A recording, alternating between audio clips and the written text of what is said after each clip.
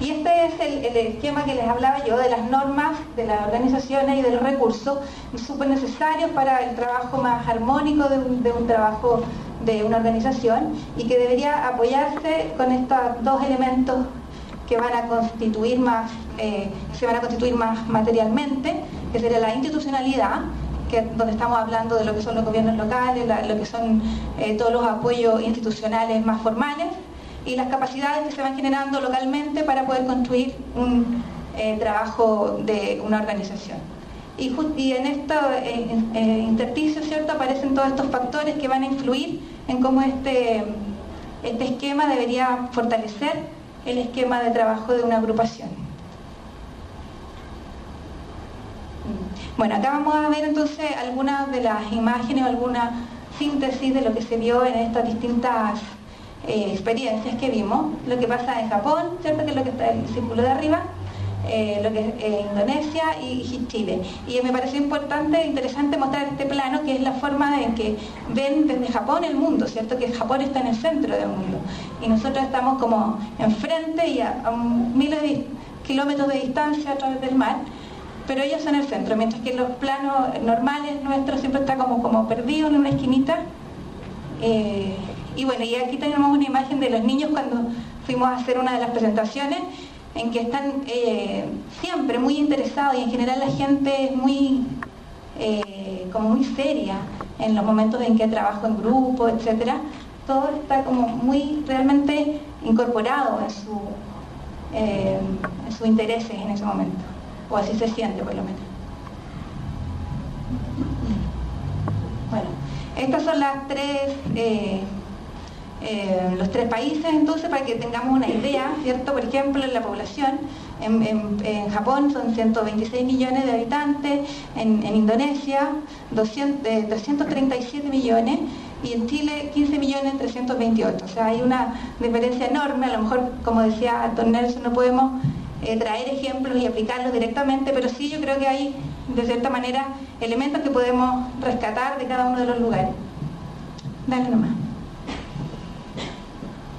Estas son algunas imágenes de Japón para que tengamos un poco de idea del contraste de esta cultura, que es increíble, además artísticamente, con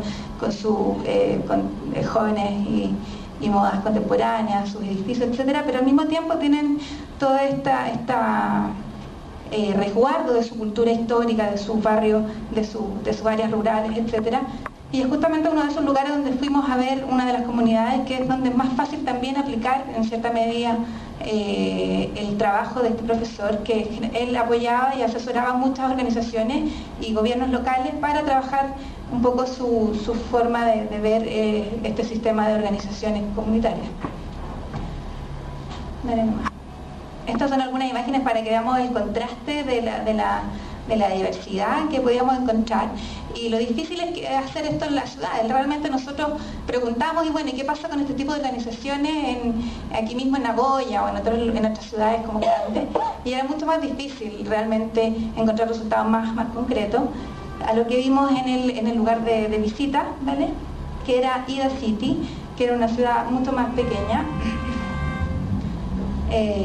con solamente 109.000 habitantes, donde se ha organizado increíblemente bien y se ha podido aplicar muy claramente un poco la idea de estructura de que hablaba el profesor Ohama, que tenía que ver con la incorporación fuertemente del gobierno local en las organizaciones locales, donde ellos se organizaban como en un consejo vecinal que se llamaba Kominkan, y desde ahí decidían todo lo que se hacía o lo que no se hacía en su comuna. Era un distrito pequeño, en realidad no es una comuna como Cali, eso ya es casi como toda la ciudad de Ida City. Pero sí, los ciudadanos en el fondo estaban muy empoderados y tenían unas decisiones muy claras, definían muy claramente cuál era su identidad, y con eso también era posible influir mucho más en las decisiones políticas del gobierno central de la ciudad. Y además había un elemento extra, que era que ellos también aportaban dinero, porque también Japón tiene un estándar de vida mucho más alto, y ellos a lo mejor buscan claramente solucionar problemas que van más allá de ya la subsistencia básica. Entonces lo que ellos hacían era era generar un grupo humano que tenía que tener como las juntas de vecinos a lo mejor, pero a lo mejor el aporte que tenían que hacer mensual era bastante más alto y lograban hacer obras de infraestructura, etcétera, distintos proyectos concretos de infraestructura en su zona. Mira, devuélvelo un poquito, como por ejemplo lo que había ahí abajo, que eran unas represas donde ellos mismos podían de alguna manera regar sus propios campos, y eso lo hacían justamente como esa comunidad específica, no sé, serán unas 15 familias que lograban generar los recursos, de alguna manera otro apoyo de la comuna o de la municipalidad. Pero en general era su propio esfuerzo, y lo mismo pasaba, por ejemplo, con temas de identidad y de espacio urbano, en que ellos reconocieron el valor en algunos elementos muy pequeños y muy a lo mejor poco turísticos, pero que sí para ellos eran importantes, y tenían por ejemplo el reconocimiento de unas tumbas que existían en una de las poblaciones más periféricas del área, y las desarrollaron como parques y las fueron haciendo mucho más concretas con algunas guías, con la ubicación de letreros, etcétera, y todo eso con el apoyo exclusivamente de los vecinos. Bueno, y este era Yakarta, en Indonesia, cierto que la capital es Yakarta, pero nosotros fuimos a Makassar, que era como la situación opuesta, totalmente extrema. La organización ahí era por necesidad. O sea, si no te organizabas realmente, la subsistencia o las formas básicas que necesitas para vivir eran imposibles de alcanzar. Nosotros fuimos a ver justamente uno de los lugares más pobres también de Indonesia, que está en la isla del medio, no sé si la alcanzan a ver, que es por acá. Y Yakarta, que es la isla más grande en el fondo, es la que está mucho más avanzada y que tiene muchas de estas imágenes que a veces hemos visto de Indonesia. Pero Makassar es una ciudad bastante grande, de 2 millones y tanto de habitantes, ¿cierto? 1.250.000 habitantes. Y con alrededor un montón de poblaciones que no dejan ver cuál es la diferencia entre la ciudad y las áreas periféricas. Entonces en todas esas zonas hay unos asentamientos bastante deteriorados y con muchas dificultades de servicios básicos, incluso de agua, del alcantarillado.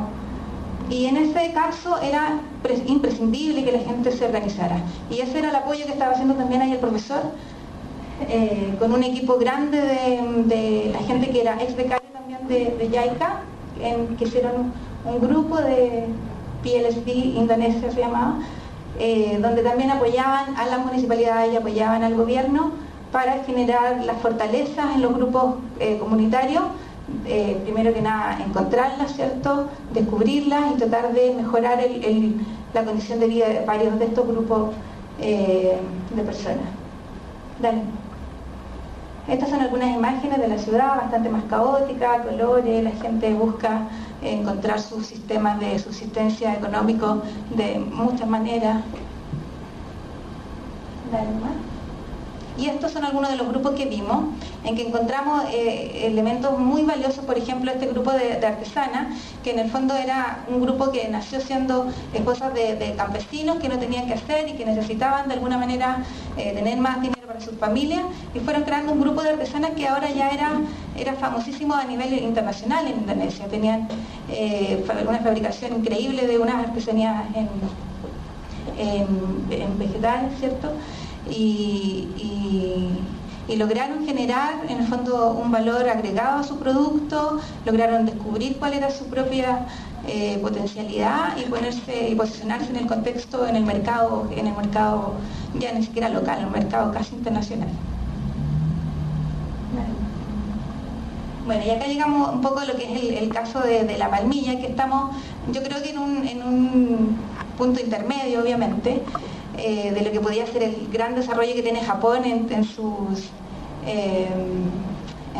Kominkan, en sus agrupaciones que tienen unos objetivos bastante más allá, ya es una calidad de vida bastante más superior que tratan de mejorar y de mantener.